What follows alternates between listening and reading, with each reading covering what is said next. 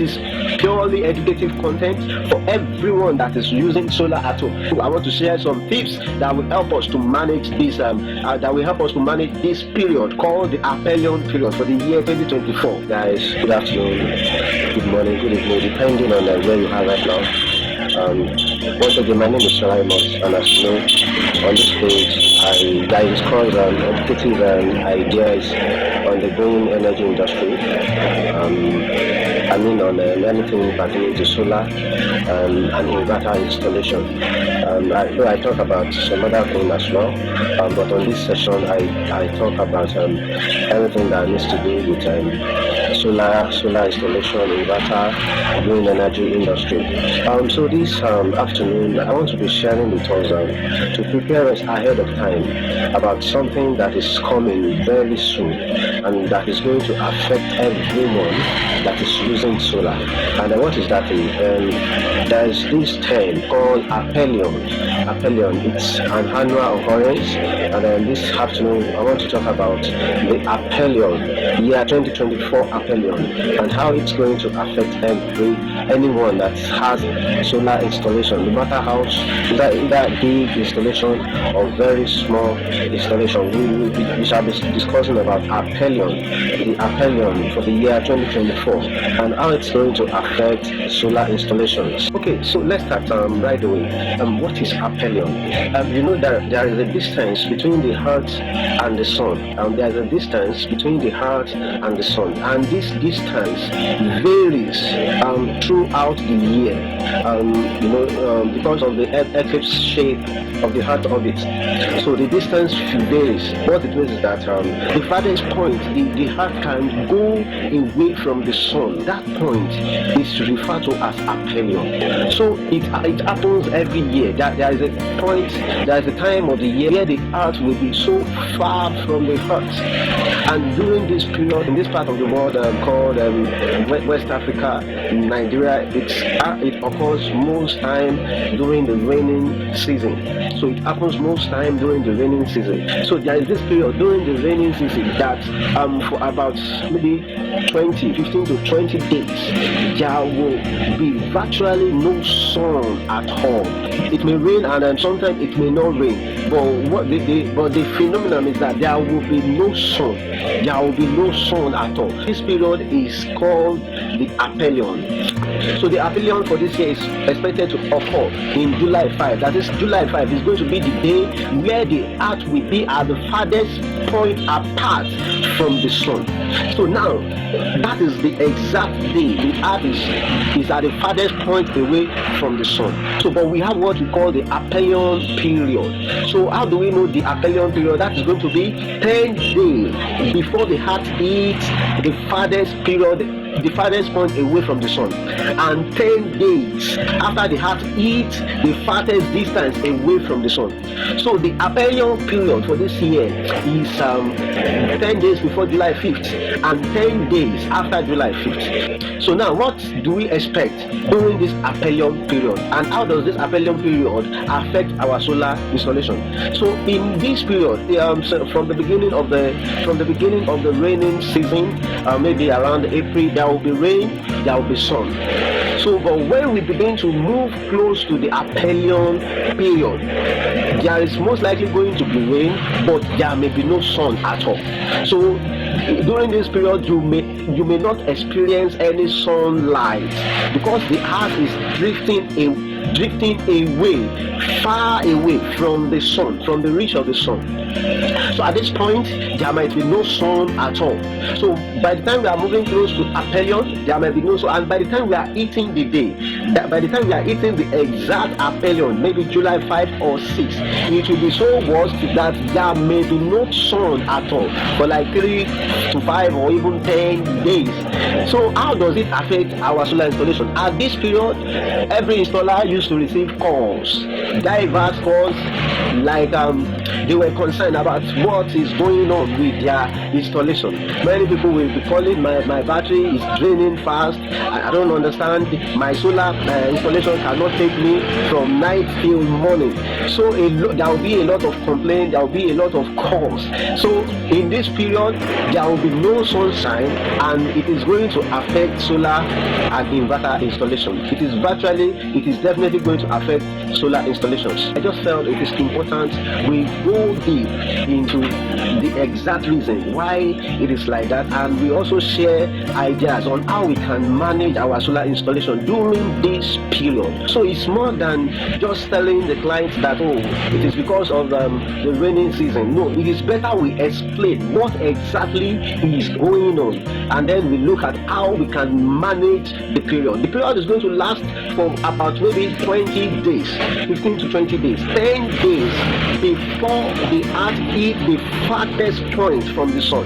Then after that period, the earth will begin to rotate close back to the sun. So 10 days after that point where the earth reached the farthest period, then by the 10 days after, the earth will be getting close by once again to the sun. So the aphelion period is going to take place starting from around maybe June 25. The entire period will start taking place starting from around June 25. So the earth will be going far away from the sun. So from June 25 to July 5. On July 5, the earth will be at the farthest point away from the sun. Then from July 5th to around July 15, the earth will get back close by to the sun. And let's go deep into how best we can manage this situation. Now, followed me up to this point. I am sure probably maybe you have a solar installation at home and you would like to know how to manage the situation. But I wouldn't want you alone to benefit from this educative content. I would want you to share this information right now. So as soon as if you have followed me to this point, I know you have a solar installation in your home and you would like to know how to manage this situation. I want to pray with you to please help me to share this content. This is purely educative content for everyone that is using solar at home. And I would also like you to follow my page or to subscribe on my page. Please just keep sharing this period. By the mid of June, towards the end of June, we will be getting close to the aphelion period, and it is important that everyone is aware of what is going on around them, around the solar world. Please help me to share this period. As we continue, I want to share some tips that will help us to manage this period called the aphelion period for the year 2024. Okay, so I'm going to be sharing 7 tips, 7 methods that we can use to manage this period called the aphelion period. The first tips that I want to share here is increase your solar capacity. Increase your solar capacity because solar system depend on sunlight. But if we look at the period is only going to last for about 20 days, except otherwise if before the period you already know, you are aware that your solar capacity is not enough. Maybe your installer has told you before that you will need to add more solar panel. So at this period of aphelion, if you are going to encounter a worse scenario where there will be no charge at all. So in that regard, it is a good time to activate your installer advice that you may need to add more panels. But it is not going to be, if you have a moderate panel and you want to manage the aphelion period properly, adding more panels may not be the best advice, may not be the best solution for that period, since it's going to be just 20 days. But the first tips to manage the period is to add more panels. Okay, so the second tips that we can use to manage the aphelion period is to increase the battery capacity. So increase the battery capacity. This period may be a good time to add up to your storage capacity, to your battery.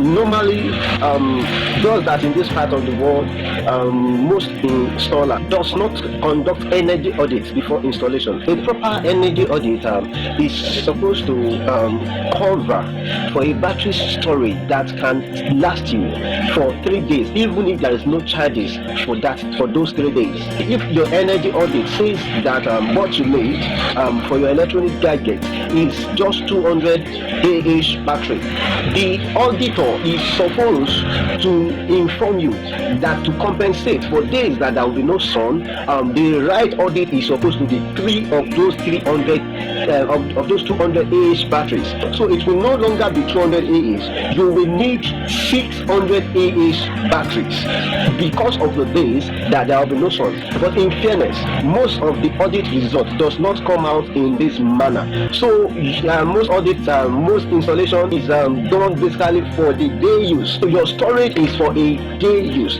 So in this case, during the Aphelion, where there will be no charges, a day use storage cannot cover. So it's a good time to consider if it is in your capacity or if it is in your budget to add up to your battery storage. This period is a good period to add up to your battery storage, and it is good that you are hearing this.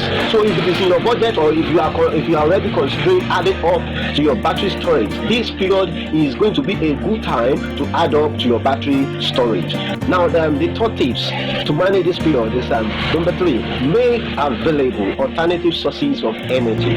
It is good that you have abandoned your generator set for the past 8 or 7 months, but this period, now that you know, it will not be a good thing to keep calling your engineer or your installer. This is what is going on with my. If your battery used to last you from night till morning before, the battery may not last you that much again because the battery may not get to full charge. So in this period, if you have not been using your alternative sources of energy before, please go and prepare them.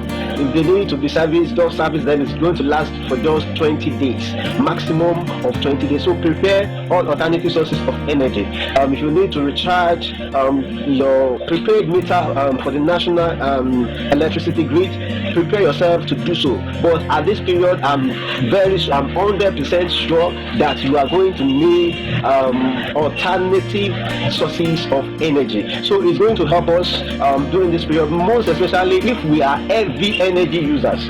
If we are heavy energy users, another thing you can do is to incorporate alternative sources of energy, like your genset. You can prepare your genset. You can also recharge your prepaid meter. And thirdly, if you have the budget and the capacity, you can incorporate the windmill energy source. Tip number 4 is energy management. Energy management in solar and inverter installation means making use of every devices available to monitor what is going on with your solar installation. In a very simple term, we have some meters all around your installations. So your inverter system will come with a kind of meter where you can read the battery percentage.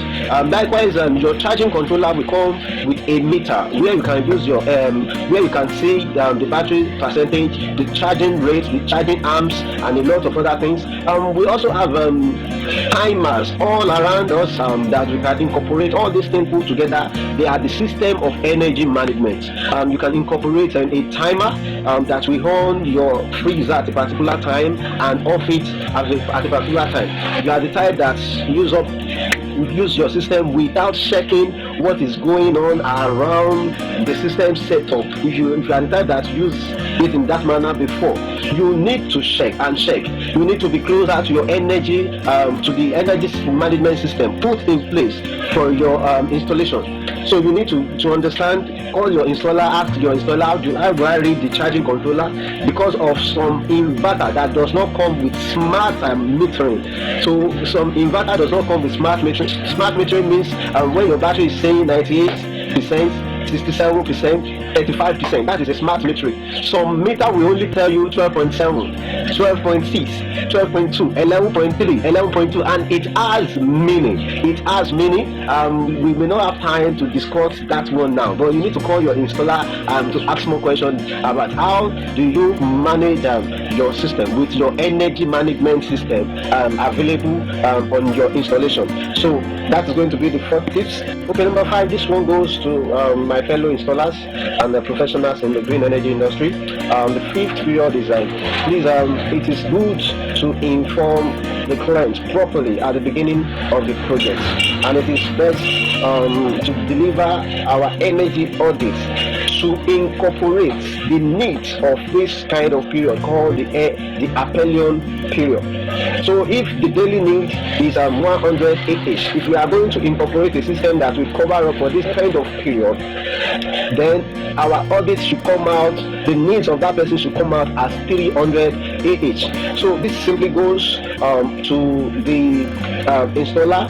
The fifth tip is called seasonal planning. Seasonal planning to be incorporated to the energy audit. Right from the beginning of the project, let the client know that this system will cover for both the rainy season, the sunshine season, and a period like this kind of the aphelion period. And the six tips, which I consider the most important tips, is what we call energy efficiency. This is the most important among all the tips. You have gotten an advice to reduce or to change some of your gadgets. If you refuse, it is going to tell in this period called the aphelion period. So there are some people we have advised, stop using a ceiling fan, make use of energy saver rechargeable fans. Your rechargeable fan will last longer on your battery during the aphelion period than your ceiling fan. And at this period, there's going to be cold, it's going to be chilling everywhere. So you may not necessarily feel the difference between your ceiling fan and your rechargeable standing fan. But in essence, it is called energy efficiency. You have been advised to change your TV, and you think it is not necessary, you have enough capacity. At this period, it is going to tell. So there are some TV that is dropping 300 watts, 500 watts. You may need to go for a TV that will only use 70 watts to 100 watts. So you may need to go for a LED TV rather than some of our old TV and a lot of other gadgets. So we have AC, then we now have an inverter AC. So and a lot of other gadgets. So we call it energy efficiency. So if there is anything that you know that is consuming energy in your home and you use with your solar system, this will be a good time to consider changing those gadgets to energy savers gadgets, in the like of TV, fans, energy saver bulbs, energy saver freezers, and the like. So by the next time you want to get gadgets because of energy efficiency, look behind the electronic device and check the wattage, the energy consumption of that device. It is going to help your installation very much. Don't just buy anything.